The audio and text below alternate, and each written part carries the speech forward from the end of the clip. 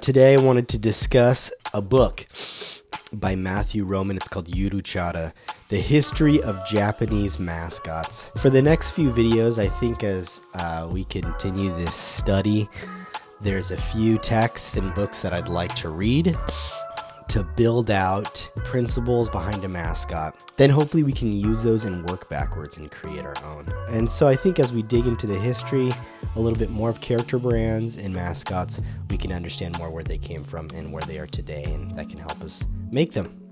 And so this book, Yuru-Chara, The History of Japanese Mascots by Matthew Roman, he's I think a curator over a preservation museum, he calls it, on his Instagram. It's called Now Home, and it's in New York. And in this exhibit, he seems to curate a lot of maybe specifically Japanese and art toy history, right? And I found out about it because of the recent show that he did in collaboration with My Plastic Heart New York, which is also an art toy and gallery location in New York.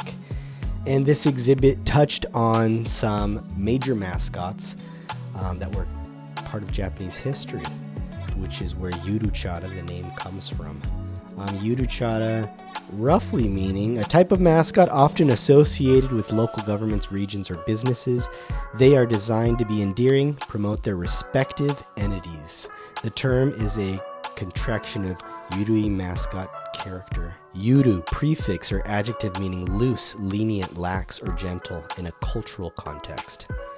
And Yurui also connotes a relaxed, undemanding, or even lazy quality, especially in contrast to Japan's historically intense corporate culture, which is what makes these characters so interesting. And I think what is captured a lot in this book is how these characters are doing their best to educate and perform and be this counterbalance to an organization or a structure or a cultural movement. They present a smiling face to people so that whatever they're trying to convey becomes more palatable, more human, more approachable. And so we approach these things, whether it is government or business or otherwise, through the mascot first. And he begins by discussing Haniwa as a part of Japanese history, which are these sort of clay figures. I think it roughly translates out to like clay circle or a clay cylinder. And that's what it was this rough clay earthenware fired cylinder that were found in Japan at around 300 to 500 CE is where we see this in history, which is the Kofun period, I think they say. Japan's relationship with character and form began in the soil, quiet, sacred, and sculpted by hand. From the 3rd to 6th centuries AD, during what is known as the Kofun period, terracotta figures called Haniwa were crafted and arranged in rings above burial mounds, their name meaning circle of clay. Originally designed as funerary objects, Haniwa were placed around tombs to protect and honor the dead, forming a spiritual and symbolic boundary between worlds. And what's something that's interesting that you see across these is that the faces and the appendages and the bodies are very simplified, very abbreviated, right?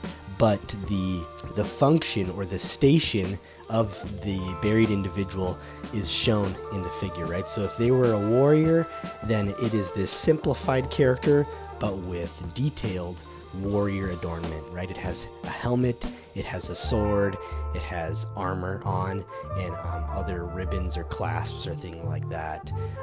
In the Asian Art Museum, you can see the warrior Haniwa. It's like a famous Haniwa figure that's preserved in that museum, and it shows kind of these specific bits about this person that they were trying to honor in death, right, through this Haniwa. It's said that elites were buried in the ground, that, some thousands of these Haniwa were there to mark the ground of where they were buried. There's one in Nintoku, Japan, which is a large burial mound, and it's said to be 458 acres, which is like 5 football fields if you like to measure things in sport arena sizes. And there was something to 20 to 30,000 Haniwa at this site. And there's a lot of history behind that too, which is super interesting to dig into. I've linked a lot of videos in the description below for what I've researched for this. Again, these were all made by hand. Not interested in realism, but on the important details, right? Though the Haniwa were silent guardians, they were not without personality. Their simplified faces, round eyes, open mouths, and geometric bodies hint at the very beginnings of stylized character design. Over time, this visual language evolved into the storytelling theatricality and anthropomorphism that would later define the Edo period's woodblock prints, and centuries later, the wide-eyed mascots of modern Japan. So Matthew suggests here that this is sort of where you could pinpoint the beginning of this cultural aspect of mascots and character design within Japanese culture, all the way to 300 CE Common Era. And that's super interesting. And so we'll there's obviously many that you can dig into here. There's a long video by Franchi, I think her name is, who talks about this progression of Haniwa, how they were developed, how they were potentially used, and that was a great resource for this video. Okay, so next in this book, Matthew goes on to talk about Maneki-Neko, which is, you've probably seen the famous cat sculpture, right? The lucky cat, as many call it. And it has a story behind it, which is super interesting. Across Japan, you'll see this cat in a lot of businesses and at a lot of temples, and it has a single paw, sometimes both. There's modern interpretations of this character, but this one goes early on in Japanese history during the Tokugawa period, better known as the Edo period, marked, as he says in the book, the final chapter of what we now think of as traditional Japan. Spanning from 1603 to 1867, it was a period of relative peace, internal control, and carefully managed foreign relations. In a small Tokyo district called Imado, there is the Maneki-Neko, or the beckoning cat. And this is sort of the story of this character. There's an origin story, one story that says that a general's son, Lee Naomasa of the Tokugawa clan, was caught in a storm, and he spotted a cat in front of Gotokuji Temple. Excuse my Japanese. Seemingly, the cat was beckoning him towards shelter. Moments later, as he took shelter from the storm by this cat, a lightning bolt struck where he had been standing. So the cat had saved his life. Grateful for the cat's strange guidance, he turned to the temple and had a shrine built to honor the lucky feline. Many say he became a great patron to this temple, and it grew and grew. And so did the fame of this story, and this lucky cat becomes a symbol that transcended time and borders. If you look at this cat too, the shape is a simplified shape. It's stylized, right? It's not an accurate cat, right? There's charm to it. It has its collar on there with Japanese symbol on there, and they say depending on which paw it is raising, it means certain things, right? Wealth or repelling evil or otherwise. And as the story has progressed, different colored cats mean different things too. This is sort of the beginning of, I guess, besides like maybe the Buddha or other symbols, as being a character that is anthropomorphized, right? A cat that is a symbol of something that they use to promote an idea. And that has carried on for a long time through history, right? This cat as a cultural icon. Fast forward to 1950, Japan is coming out of World War II and rebuilding with astonishing speed. It's an age of reinvention, and it came with a new kind of icon. Fujiya, a bakery founded in 1910 in Yokohama, known for shortcakes and holiday treats for Japan, had already won the hearts amidst food shortages and rationing, they released something meant to soothe and sweeten the national mood, a soft, creamy candy called Milky, right? Peko-chan becomes their mascot. This is like one of the, maybe the earliest one that he mentions here. I don't know if these all line up chronologically, but food mascot, right? Specifically within an industry meant to serve a purpose. It became synonymous with an unforgettable face, Peko-chan. She looked about 6 years old with round rosy cheeks, pigtails, and a cheeky tongue sticking out to the side.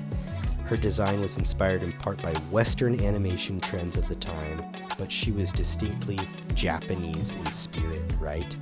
A kid, a child, eating candy, right? A Japanese child, knowing who they're speaking to, who they're trying to get the attention of.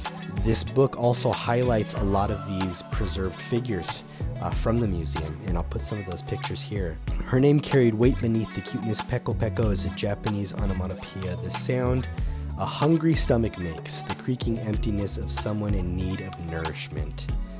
In a subtle, almost poetic way, Peko-chan was born from hunger, right? As Japan is reestablishing itself.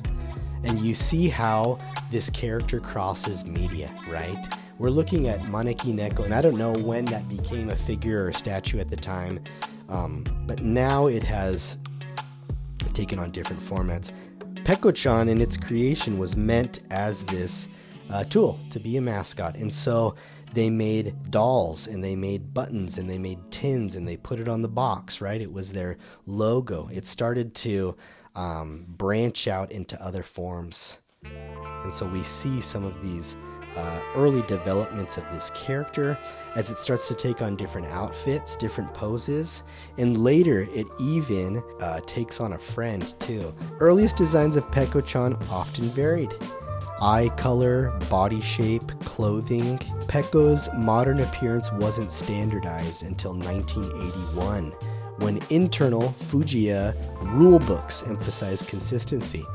Just like our Penguin Books Penguin had a rebrand, right? This cultural symbol takes root, and so they start to develop a brand guideline for this character, especially her iconic cheeky tongue and wide eyes meant to express the pure pleasure of eating a milky candy, right? They decide what features are most important about this character, are connecting, are speaking to their brand values. Peko-chan's earliest counterpart was Poko-chan, her male design inverse.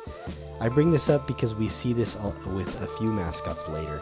Poko is derived from the old Japanese word for child, Poko, creating a playful pair, Peko and Poko. Poko-chan was introduced shortly after as the little brother male counterpart. Peko was sweet and modest. Poko added a cheerful, boyish balance to the branding duo. His original design with his red cap, freckled cheeks, and earnest smile. Together they represented a wholesome, family-friendly image central to Fujiya's appeal, right? They now can represent the whole idea of who they are connecting to.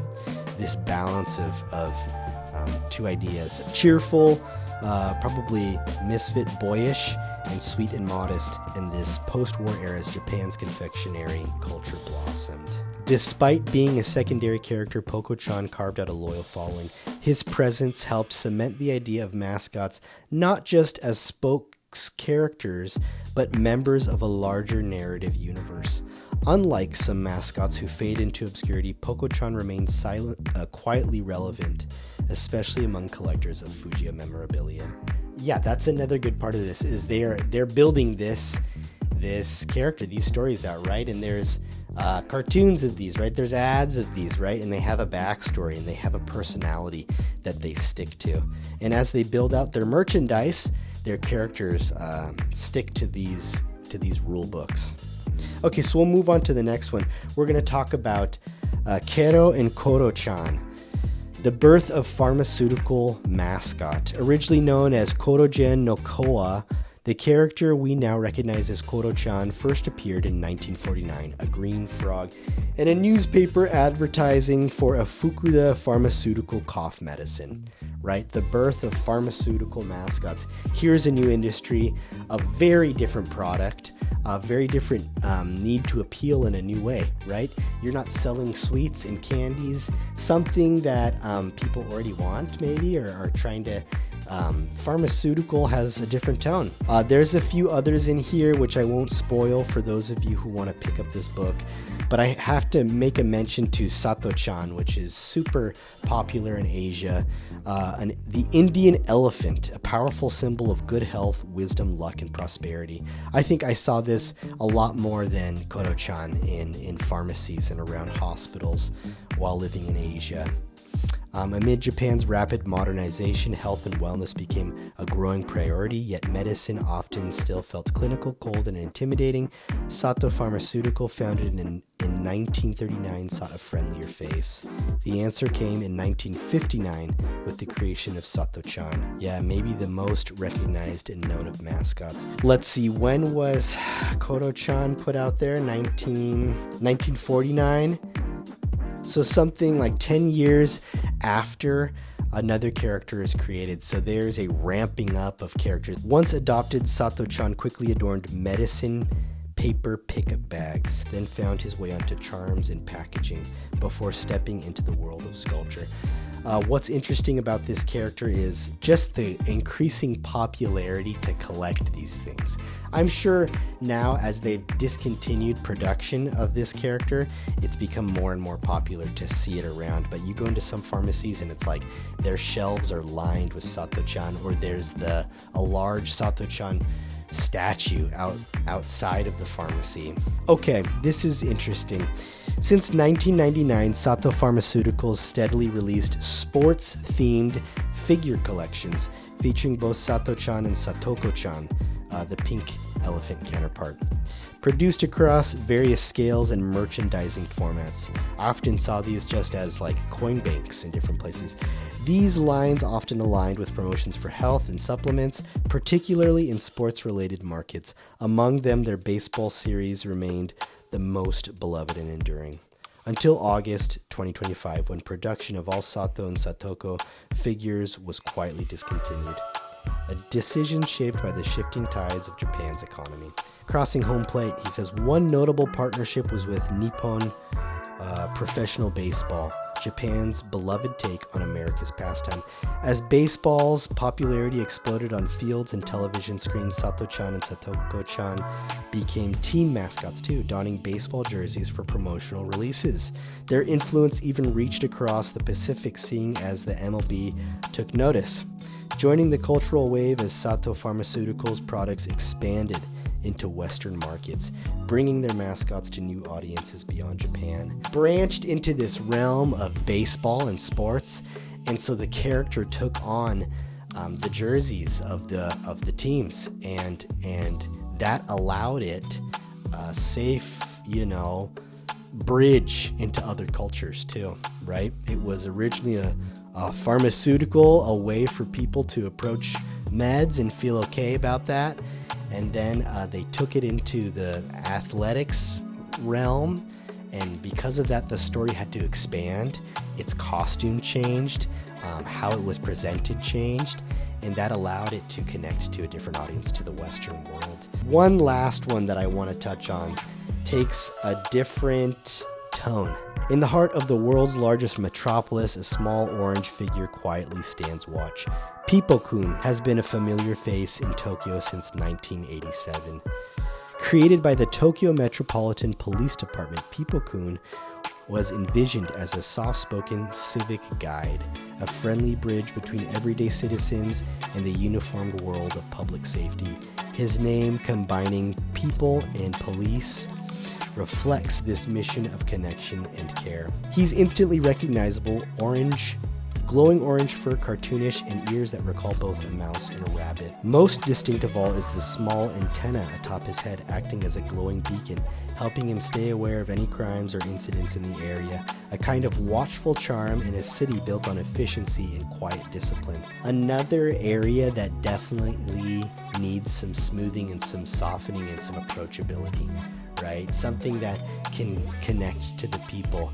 While he appears across Tokyo on posters, kobans, and school safety campaigns, Pipo-kun has also become a fixture at the Tokyo Metropolitan Police Museum. There he welcomes visitors with pamphlet stickers, anti-drug awareness, to driving lessons and civic education. It's a uniquely Japanese approach, where police mascots don't just soften authority, they educate through empathy.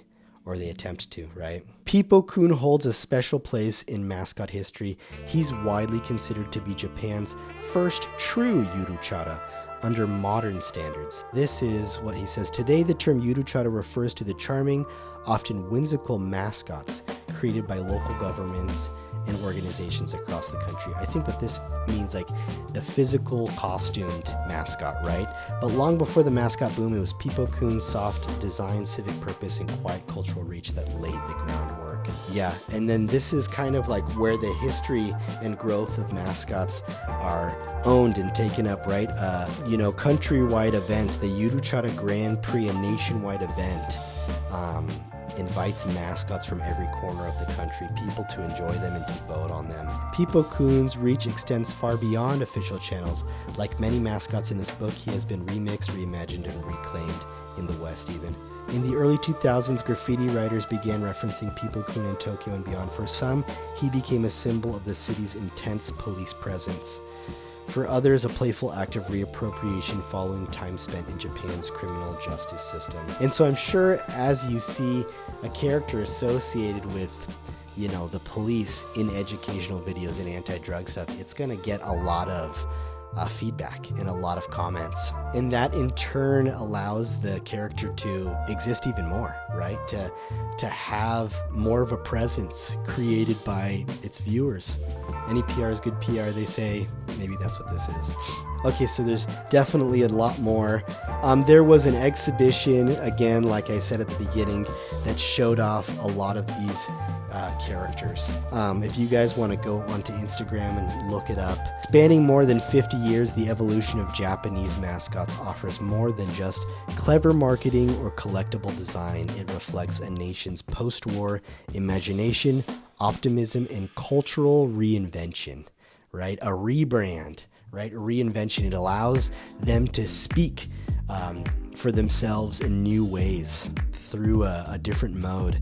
What began as responses to consumer demand soon became symbols of identity, storytelling, and charm woven into everyday life. Across Japan, thousands of mascots continue to tell their own quiet stories.